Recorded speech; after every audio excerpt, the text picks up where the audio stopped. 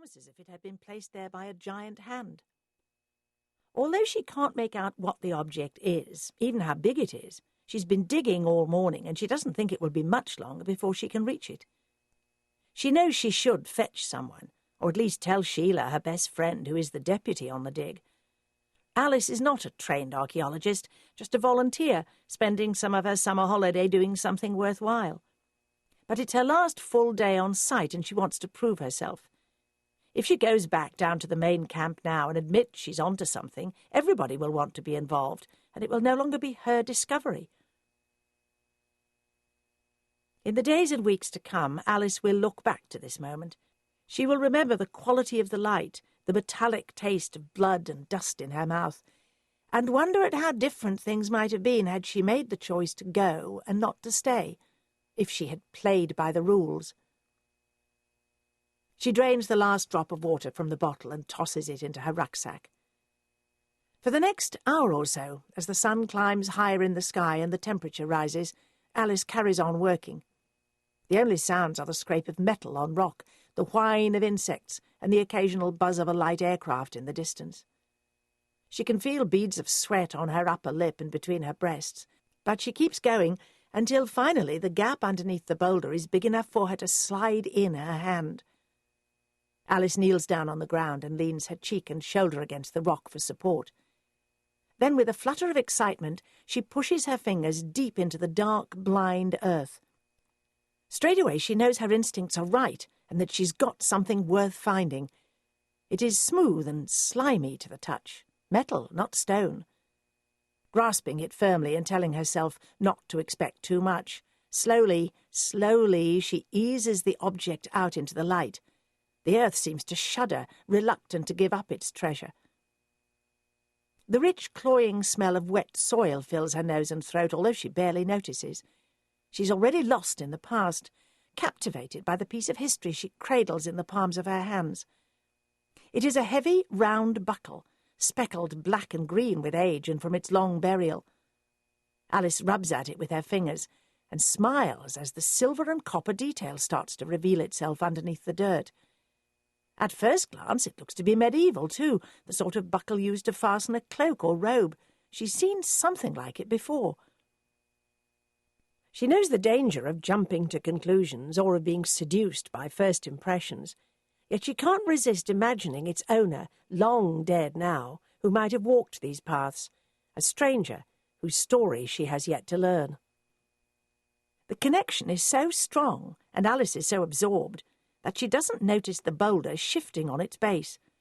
Then some sixth sense makes her look up.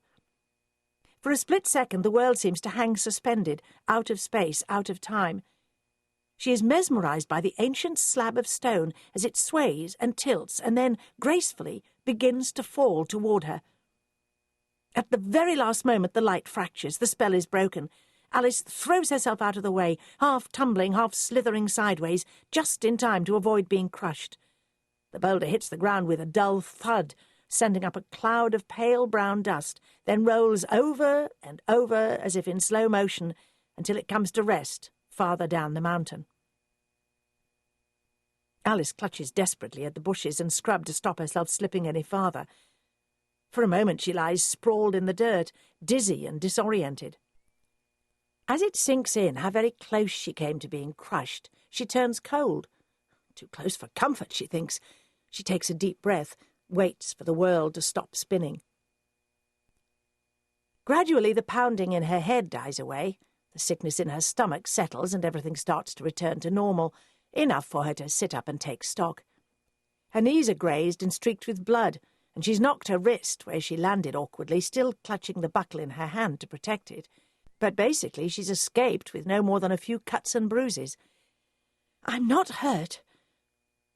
She gets to her feet and dusts herself down, feeling a total idiot. She can't believe she made such a basic mistake as not securing the boulder. Now Alice looks down to the main campsite below. She's amazed and relieved that nobody in the camp seems to have seen or heard anything. She raises her hand, is about to call out to attract someone's attention, when she notices that there's a narrow opening visible in the side of the mountain where the boulder had been standing, like a doorway cut into the rock. It's said these mountains are riddled with hidden passages and caves, so she's not surprised. And yet Alice thinks somehow she knew the doorway was there, although there's no way of telling from the outside. Guessed, more like. She hesitates.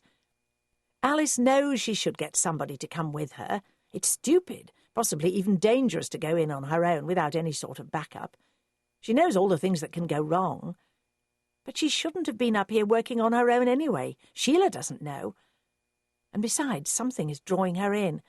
It feels personal. It's her discovery. Alice tells herself there's no sense disturbing them all, getting their hopes up for no reason.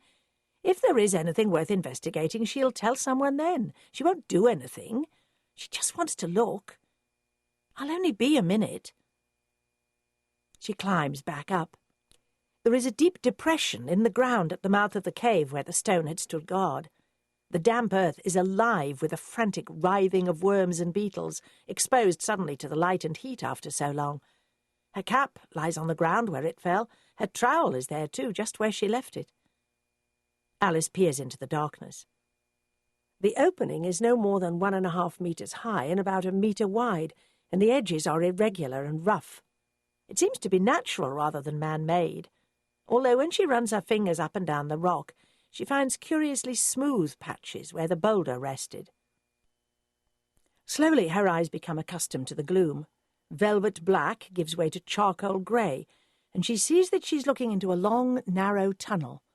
She feels the short hairs rise on the back of her neck, as if to warn her that there is something lurking in the darkness that would be better left undisturbed. But that's just a childish superstition, and she brushes the feeling away. Alice doesn't believe in ghosts or premonitions. Squeezing the buckle tightly in her hand like a talisman, she takes a deep breath and steps forward into the passageway. Straight away the smell of long, hidden subterranean air envelops her, filling her mouth and throat and lungs. It's cool and damp, not the dry, poisonous gases of a sealed cave she's been warned about, so she guesses there must be some source of fresh air. But just in case, she rummages in the pockets of her cut-offs until she finds her lighter. She flicks it open and holds it up to the dark, double-checking that there is oxygen. The flame gutters in a breath of wind, but it does not go out. Feeling nervous and slightly guilty, Alice wraps the buckle in a handkerchief and pushes it into her pocket, then cautiously steps forward. The light from the flame is weak, but it illuminates the path immediately in front of her, throwing shadows on the jagged grey walls. As she moves farther in, she feels the chill air curl around her bare legs and arms like a cat. She's walking downhill. She can feel the ground sloping away beneath her feet, uneven and gritty. The scrunch of the stones and gravel is loud in the confined, hushed space. She's aware of the daylight getting fainter and fainter at her back, the farther and deeper she goes. Abruptly, she does not want to go on. She does not want to be here at all. Yet there is something inevitable about it, something that is drawing her deeper into the belly of the mountain. After another 10 meters, the tunnel comes to an end. Alice finds herself standing at the threshold of a cavernous, enclosed chamber. She is standing on a natural stone platform. A couple of shallow, wide steps directly in front of her lead to the main area, where the ground has been levelled flat and smooth. The cavern is about 10 meters long and perhaps 5 meters wide, clearly fashioned by the hands of men rather than by nature alone. The roof is low and vaulted like the ceiling of a crypt. Alice stares, holding the flickering single flame higher, and bothered by a curious prickling familiarity that she cannot account for. She's about to descend the steps when she notices there are letters inscribed in the stone at the top. She bends down and tries to read what is written. Only the first 3 words and the last letter, N or H maybe, are legible. The others have been eroded or chipped away. Alice rubs at the dirt with her fingers and says the letters out loud. The echo of her voice sounds somehow hostile and threatening in the silence. Pas a pas. Pas a pas. Step by step? Step by step what? A faint memory ripples across the surface of her unconscious mind like a song long forgotten. Then it is gone. Pas a pas, she whispers this time, but it means nothing.